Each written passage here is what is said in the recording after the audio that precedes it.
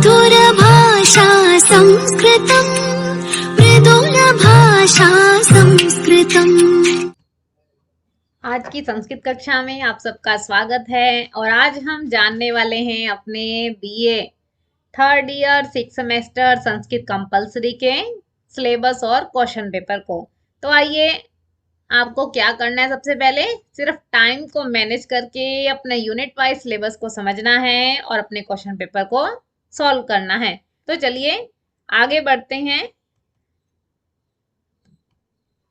अब हम देखते हैं हमारे पास फर्स्ट यूनिट में क्या आया है। फर्स्ट यूनिट में हमारे पास अंबिका दत्त व्यास द्वारा रचित शिवराज विजय, जिसके 12 निश्वास हैं, उसमें से आपको सिर्फ पहला निश्वास दिया हुआ है और उसमें 2 तरीके के प्रश्न आपको पूछे जाएंगे। एक तो आपको 2 गद्यांशों का सरलार्थ आएगा और दूसरा उसमें से किसी विशिष्ट पंक्ति की सूक्ति की व्याख्या करने के लिए आएगी। और आपका प्रत्येक यूनिट कितने मार्क्स का है? 16 मार्क्स का है। सेकंड यूनिट देखते हैं। यह भी अंबिका दत्त व्यास के शिवराज विजय से आपसे पूछा जाएगा और इसमें आपको लेखक का परिचय यानी अंबिका दत्त व्यास का परिचय पूछ सकते हैं। पाठ्यांश का सार है यानी प्रथम निश्वास जो आप तैयार करेंगे उसका सार भी आपको याद करना है और उसकी भाषा शैली से संबंधित और चरित्र चित्रण से संबंधित प्रश्न पूछे जाएंगे। जो इसमें मुख्य पात्र हैं, योगीराज है, ब्रह्मचारी गुरु है, गौर सिंह है, तो इनके चरित्र चित्रण भी आपको याद करने हैं और यह यूनिट भी आपका 16 मार्क्स का है। थर्ड यूनिट में देखते हैं। यहाँ पर संस्कृत साहित्य का इतिहास आपसे पूछा गया है और इसमें आपको 5 राइटर दिए गए हैं। जैसे पिछली बार आपको 5 राइटर आपने तैयार किए थे, इस बार भी आपको 5 राइटर के बारे में तैयार करना है। सबसे पहले आप क्या करेंगे, लेखकों के नाम और उनकी रचनाओं के नाम अच्छे से याद करेंगे क्योंकि इसमें से वेरी शॉर्ट क्वेश्चन पूछे जाते हैं। महाभारत के रचयिता कौन है? महर्षि वेदव्यास। बाणभट्ट की रचनाएं कौन सी हैं? कादम्बरी और हर्षचरित। जयदेव की रचना कौन सी है? गीत गोविंद। भर्तृहरि ने 3 शतक लिखे हैं, नीति शतक, श्रृंगार शतक और वैराग्य शतक। पंचतंत्र के लेखक कौन है? पंडित विष्णु शर्मा। और यह यूनिट भी आपका 16 मार्क्स का है। यूनिट 4 देखते हैं। इसमें आपके पास वरदराज लघु सिद्धांत कौमुदी का विभक्ति का जो प्रकरण है उसमें से उपपद विभक्ति का सामान्य परिचय, अशुद्धि संशोधन और वाक्य प्रयोग, ये आपका काम बीए फर्स्ट ईयर से चलता आ रहा है, जिसमें आपने अनुवाद बनाने सीखे थे। विभक्ति संबंधी क्या नियम है, अनुवाद के कितने अंग हैं, लकार संबंधित क्या नियम है। तो अगर आप इनको अच्छे से थोड़ा रिवाइज कर लेंगे तो आप वाक्यों को शुद्ध भी कर सकते हैं और वाक्यों का निर्माण भी कर सकते हैं। तो इस प्रकार ये आपके 4 यूनिट है।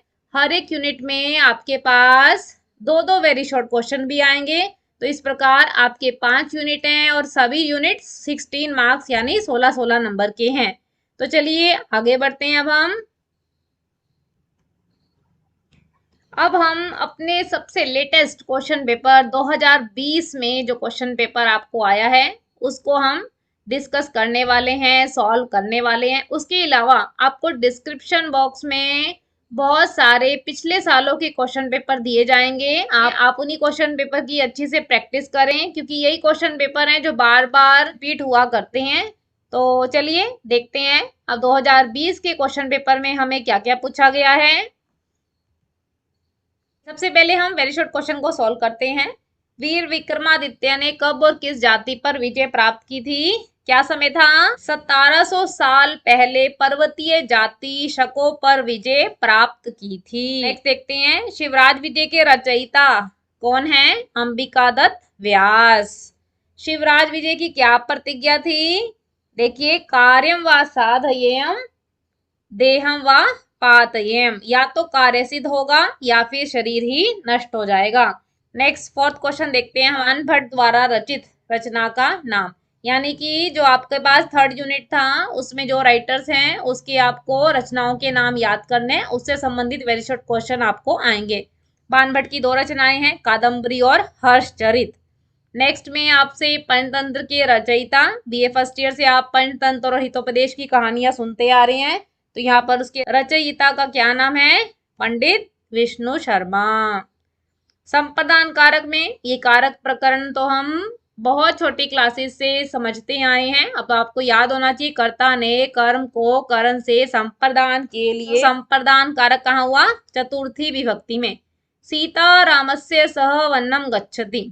अब आप देख लीजिए, इस वाक्य को शुद्ध करना है, यानी यहाँ पर देखिए है तो वही नियम जो आप कारक संबंधी नियम कर रहे हैं। अब उसी में से आपको शुद्ध शुद्ध का प्रकरण भी आया है, वो आप तभी सॉल्व कर पाएंगे जब आप उन नियमों को जानते हैं। अब यहाँ पे हमारा क्या नियम बनता है? सह के योग में, सह के योग में कौन सी विभक्ति होती है स्टूडेंट्स? तृतीया विभक्ति होती है। तो अब यहाँ पर राम की तृतीया बनाइए, क्या बनेगी राम की तृतीया? रामेण। ठीक है स्टूडेंट्स, तो चलिए देखिए वाक्य। सीता रामेण सह वन्नम गच्छति। रुच धातु के योग में कौन सी विभक्ति है? अच्छा लगना, रुच माने अच्छा लगना, चतुर्थी विभक्ति। तो इस प्रकार आपको ये वेरी शॉर्ट क्वेश्चन सॉल्व करने हैं। नेक्स्ट हम देखते हैं, दो सरलार्थ हमें पूछे गए हैं और सबसे पहले आपका लिखने का क्रम क्या है स्टूडेंट्स? आप पहले प्रसंग लिखेंगे, उसके बाद अवतरण है आपका, फिर उसका अर्थ है, व्याख्या, विशेष और व्याकरण। जो भी आप शब्द रूप, धातु रूप, प्रत्यय संबंधित व्याकरण सीख रहे हैं, सीख चुके हैं, उसको आप यहाँ पर व्याकरण के अंश में बता सकते हैं। तो चलिए पैराग्राफ पढ़ते हैं अब हम।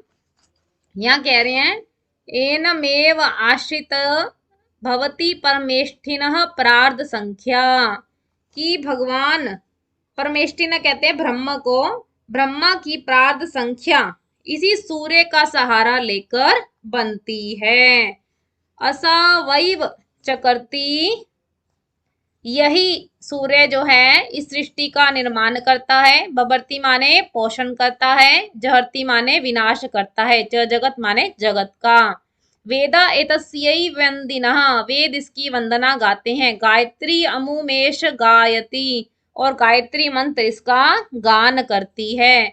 ब्रह्मनिष्ठ ब्राह्मण अमुमेव रुः प्रतिष्ठन्ते, ब्रह्मनिष्ठ ब्राह्मण जो है अमुमेव अहर का अर्थ है दिन रात इसी की उपासना करते हैं। धन्य एष कुल मूलम श्री रामचंद्रस्य, धन्य है श्री रामचंद्र के वंश का आधार कौन? यह सूर्य धन्य है। प्रणम्य एष विश्वेशामिति, यह संपूर्ण संसार के लिए प्रणाम करने योग्य है। उद्देश्यंतम भासवंतम प्रणमन निज पर्ण कुटीरात निश्चक्राय कश्चित गुरु सेवन पटु विप्रवटु। तो उदय होते हुए, भासवंत माने सूर्य को प्रणाम करने के लिए कोई गुरु सेवन की गोई, गुरु की सेवा में निपुण ब्राह्मण शिष्य जो है निज पर्ण कुटीरात, अपनी कुटिया से बाहर निकला। तो इस प्रकार हमने इसको यहाँ पर ऐसे एक्सप्लेन करना है। सूर्य की महिमा का वर्णन किया गया है, ठीक है, और यह आपका चौथा गद्यांश आया गया है। तो नेक्स्ट देखते हैं अब हम,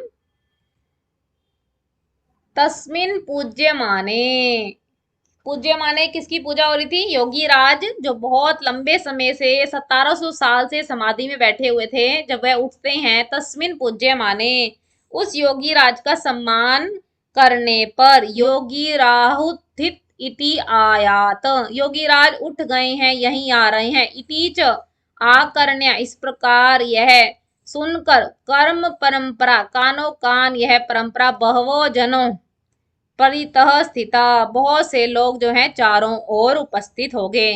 कहने का भाव कि योगी राज जब समाधि से उठे तो यह खबर, यह समाचार जो है कानों कान बहुत दूर तक फैल गया और बहुत लोग वहां पर एकत्रित हो गए। अब अगली पंक्ति में योगी राज के शारीरिक बनावट किस प्रकार की है वो बता रहे। सुघटितम शरीरम, कैसा शरीर है उनका? सुदृढ़ शरीर वाले हैं। सांद्राम जटाम, और बहुत अधिक बड़ी बड़ी जटाओं वाले हैं। विशाल्यान्य अंगानी, और विशाल अंगों वाले हैं।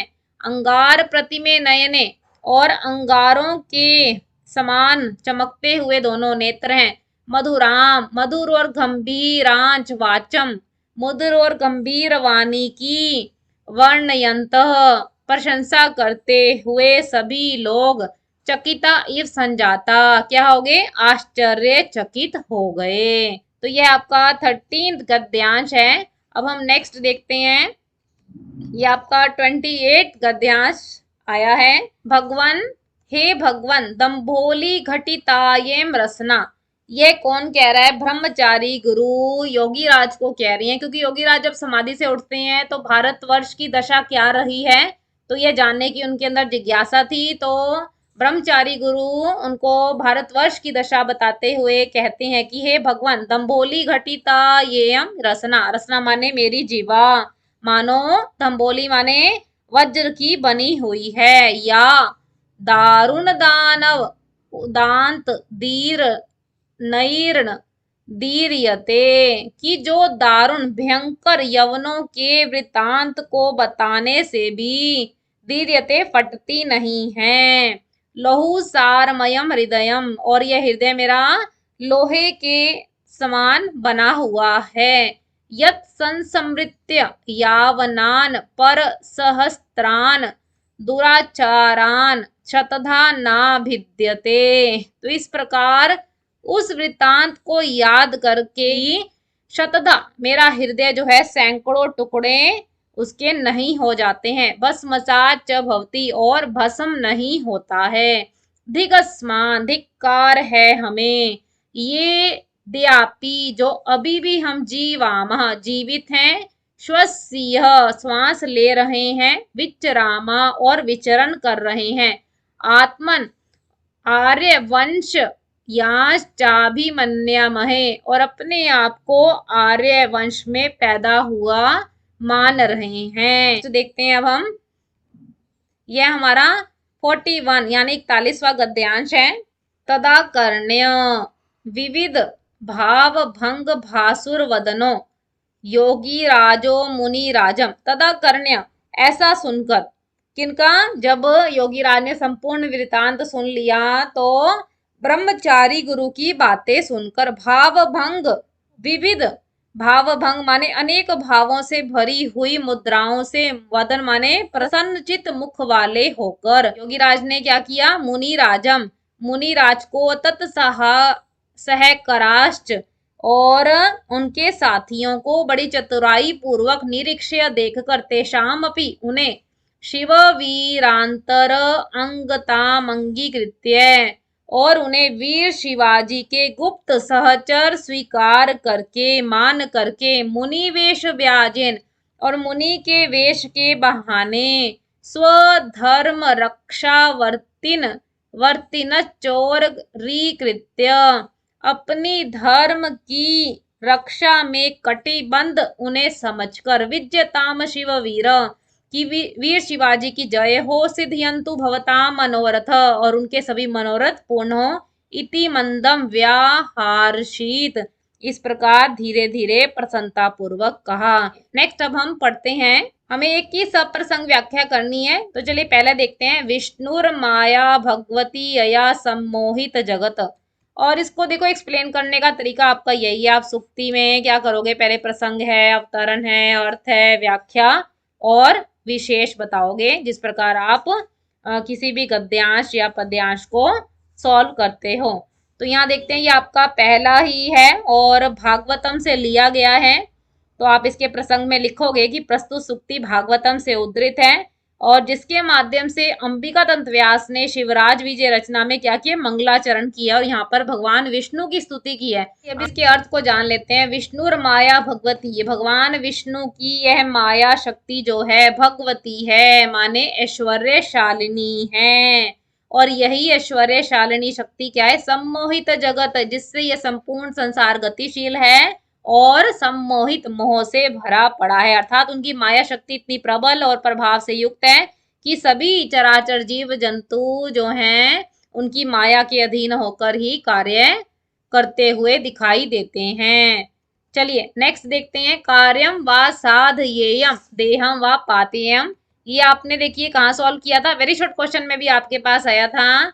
कार्यम व साधयेयम देहम व पातेयम, या तो कार्य सिद्ध करेंगे या फिर देह को ही या फिर अपने शरीर को ही नष्ट कर देंगे। यहाँ पर वीर शिवाजी के कहने का भाव यह है कि जब दक्षिण में यवनों के शासन को या तो समाप्त करेंगे और अगर किसी कारणवश वह नहीं कर पाए तो स्वयं को ही नष्ट कर देंगे। अर्थात उन्हें दृढ़ प्रतिज्ञा ली है कि भारत वर्ष पे जो यमनों के द्वारा जो अत्याचार किए गए हैं उनको वो समाप्त करके एक सशक्त भारत का निर्माण करेंगे। तो चलिए नेक्स्ट देखते हैं अब हम। यहाँ पे हमें अंबिका दत्त व्यास का साहित्यिक परिचय पूछा गया है। आप जानते हैं हम कैसे इनका परिचय देते हैं। सबसे पहले हमें भूमिका, समय हो गया, रचनाएं होगी, विशेषताएं किस प्रकार की है, पात्रों का चित्रण है, समाज का चित्रण का वर्णन है, राजनीतिक कोई है, धार्मिक है, आर्थिक है। अधिकतर ये विशेषताएं आपको सभी रचनाओं में मिलेंगी। साहित्यिक विशेषताओं में आप भाषा, शैली, अलंकार, रस, गुण और रीति के बारे में बताएंगे। तो इस प्रकार आपको अंबिका दत्त व्यास का साहित्यिक परिचय देना है। नेक्स्ट अब हम देखते हैं ब्रह्मचारी गुरु का चरित्र चित्रण है। जो मुख्य पात्र हैं उनका चरित्र चित्रण याद करना है। अगले में भी आपको योगीराज गुरु का चरित्र चित्रण पूछ लिया गया है। ये आपके पास दोनों क्वेश्चन 8 मार्क्स के हैं। अब हम इसमें देखते हैं कि क्या चॉइस आई है हमें। अगली चॉइस में हमारे पास शिवराज विजय के प्रथम निश्वास का सार, जो कि आपको बताया था कि यूनिट सेकंड में आपके पास सार आएगा, चरित्र चित्रण आएगा या फिर लेखक का परिचय। तो ये काम आपका 16 मार्क्स का है। नेक्स्ट देखते हैं हमारे पास कर्म कारक और अधिकरण कारक को पूछा गया है। तो आप अभी हमने एक टेबल बोला था, कर्ता ने कर्म को करण से संप्रदान के लिए अपादान से जुदाई संबंध काके की अधिकरण में पर। ठीक है, कर्म कारक से पता चल गया आपके पास कौन सी विभक्ति है, द्वितीय विभक्ति होती है। ठीक है, और अधिकरण कारक में सप्तमी विभक्ति होती है। तो इसको स उदाहरण यानी आपके पास इस 6 नंबर का काम है।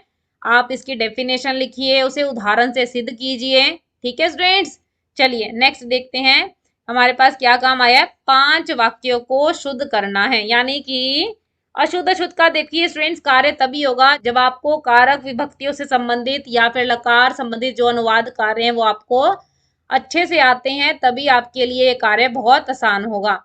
अब हम देखते हैं विद्यालय से बही। अब देखिए यहाँ पे गलत है, बही के योग में कौन सी विभक्ति होती है स्टूडेंट, साथ साथ रिवाइज भी करें और आंसर भी देते रहें।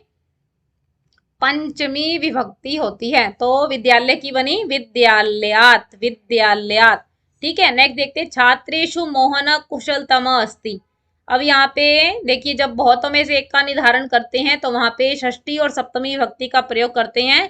तो यहाँ पे छात्रेषु ठीक दिया गया है, तो आप छात्रा नाम लगा दीजिए। यहाँ पे उनका षष्ठी और सप्तमी विभक्ति का प्रयोग दिखाई देता है।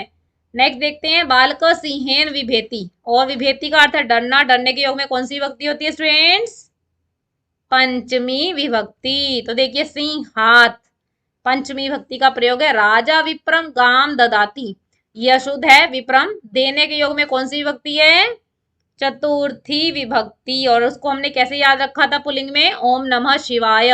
शिवाय, शिव की शिवाय बनी, विप्र की विप्राय।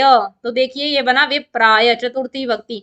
देवस्य स्वस्ति, और यहाँ पर भी देखिए नमः, स्वस्ति, स्वाहा, स्वधा, अलम, वषट, इनके योग में चतुर्थी विभक्ति का प्रयोग किया जाता है। तो आपके पास चॉइस है, या तो आप चतुर्थी का एक वचन लगा दीजिए या फिर चतुर्थी का बहुवचन भी आप प्रयोग कर सकते हैं। नेक्स्ट देखते हैं धर्माय हीन जन पशु भी समान भवती। जब आप वाक्य लिखेंगे तो पूरा लिखिए, यहाँ तो सिर्फ जहां पर अशुद्ध है उसको ही सॉल्व किया गया है। धर्माय हीन, ये बनेगा तृतीय विभक्ति लगाइए, धर्मेण हीन। ठीक है, तो तृतीय विभक्ति का यहाँ प्रयोग है। मोहन गो दुग्धम दुहती, दोहने, दू याच पच दंड, ये आपने द्विकर्मक 16 धातुएं याद की थी, तो वहां पर आपका 2 बार कर्म का प्रयोग होता है, यानी द्वितीय विभक्ति का प्रयोग होता है। तो यानी यहाँ पर बनाएंगे आप क्या बनाओगे, गाम बनेगा, ये द्वितीय विभक्ति का प्रयोग है। नेक्स्ट देखते हैं हा, ये क्या किया था, अभित परित सर्वत समया निक्षा हा प्रति दिख। तो उसमें द्वितीय विभक्ति का प्रयोग होता है। तो द्वितीय विभक्ति तो देखिए स्टूडेंट सबसे आसान है, क्या बनाते हैं, म ही जोड़ते हैं, देश द्रोहिणम, ये द्वितीय विभक्ति का प्रयोग है। नेक्स्ट पार्ट देखते हैं, 5 उपपद विभक्तियों का वाक्यों में प्रयोग करना है। परितः का क्या अर्थ है, यहाँ पे अर्थ नहीं पूछे गए हैं, पर आपको अर्थ पता होना चाहिए, इसके योग में कौन सी विभक्ति है ये भी पता होनी चाहिए। चलिए वाक्य निर्माण देखते हैं। विद्यालयम परितः वृक्षाः सन्ति, द्वितीय विभक्ति का प्रयोग है। विना का अर्थ विना ही होता है, और आप देखिए जलम विना, पुस्तकम विना ज्ञानम नास्ति, धर्मम विना जीवनम नास्ति। तो अनेक प्रकार से आप वाक्य का निर्माण कर सकते हो। ज्ञानम विना मुक्ति नास्ति, ठीक है, तो यहाँ पे द्वितीय विभक्ति का प्रयोग। वैसे तो देखो पृथक, विना, नाना, इनमें द्वितीया, तृतीया और पंचमी विभक्ति का प्रयोग किया जाता है, पर सबसे सरल उठाइए जलम विना यानी द्वितीय विभक्ति का प्रयोग कीजिए। ठीक है स्टूडेंट्स, चलिए नेक्स्ट देख लेते हैं याज। याज का अर्थ होता है मांगना। यह भी हमारी द्विकर्मक धातु है, दु याज पच दंड, तो यानी 2 बार आपका द्वितीय विभक्ति का प्रयोग किया जाएगा। पुत्रः पितरम धनम याचते। अब देखिए पितरम में भी द्वितीय विभक्ति है और धनम में भी द्वितीय विभक्ति का प्रयोग किया गया है। ठीक है स्टूडेंट्स, नेक्स्ट देखते हैं सह। सह माने साथ, ठीक है, और सह के योग में कौन सी विभक्ति होती है? तृतीया। कोई भी सरल सा वाक्य निर्माण आप कर सकते हैं, बना सकते हैं।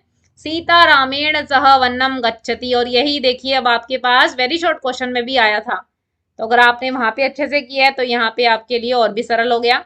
नेक्स्ट देखते हैं नमः, बहुत आसान, नमः शिवाय।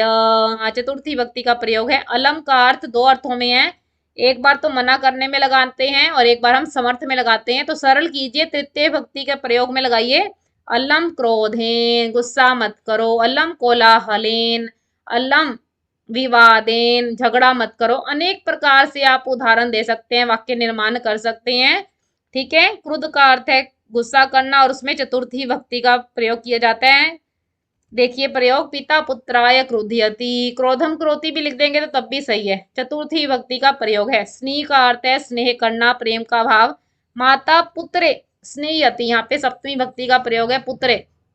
ठीक है स्टूडेंट्स, साधु का अर्थ होता है अच्छा, असाधु का अर्थ होता है बुरा, तो इसमें भी सप्तमी विभक्ति का प्रयोग किया जाता है।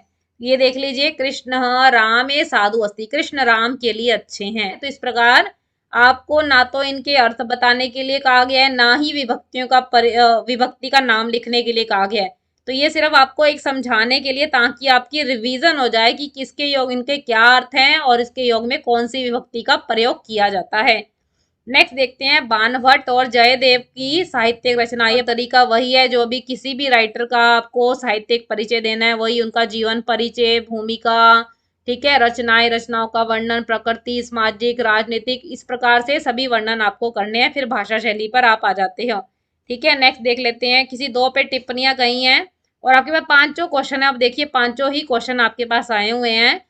भर्तृहरि 3 शतकों के बारे में इनके बताइए। पंचतंत्र विष्णु शर्मा, जिनकी कहानियां आज भी इतनी बहुत अधिक प्रचलित है। महाभारत महर्षि वेद व्यास के द्वारा लिखा गया है। तो इस प्रकार ये आपका क्वेश्चन पेपर है। तो अब इस क्वेश्चन पेपर को देखने के बाद आप इतने कॉन्फिडेंट हो गए होंगे कि आप अच्छे से पेपर को अटेम्प्ट कर सकते हैं।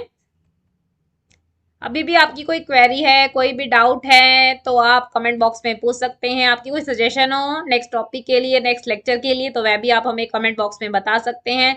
इसके नोट्स आपको डिस्क्रिप्शन बॉक्स में प्रोवाइड किए जाएंगे और इससे रिलेटेड, ग्रामर से रिलेटेड जो भी अनुवाद के नियम हैं, अंग हैं, लकार संबंधित नियम है, विभक्ति संबंधित नियम, वह भी आपको डिस्क्रिप्शन बॉक्स में दिए जाएंगे। और पिछले साल के कुछ पेपर आपको प्रैक्टिस के लिए दिए जाएंगे, ताकि आप उसे अच्छे से रिवाइज कर सकें। तो चलिए स्टूडेंट्स, अगर आपको ये लेक्चर अच्छा लगा तो इसे लाइक कीजिए, ज़्यादा से ज़्यादा अपने फ्रेंड्स के साथ शेयर कीजिए, और अगर आप ऐसी अपडेट्स के साथ जुड़ा रहना चाहते हैं तो चैनल को सब्सक्राइब भी कीजिए। और आप हमें इंस्टाग्राम और फेसबुक के पेज पर भी फॉलो कर सकते हैं। आपने इस लेक्चर को बड़े ध्यान से सुना, इसलिए आप सबका धन्यवाद। फिर मिलेंगे। ऑल द बेस्ट फ्रेंड्स, नमो नमः।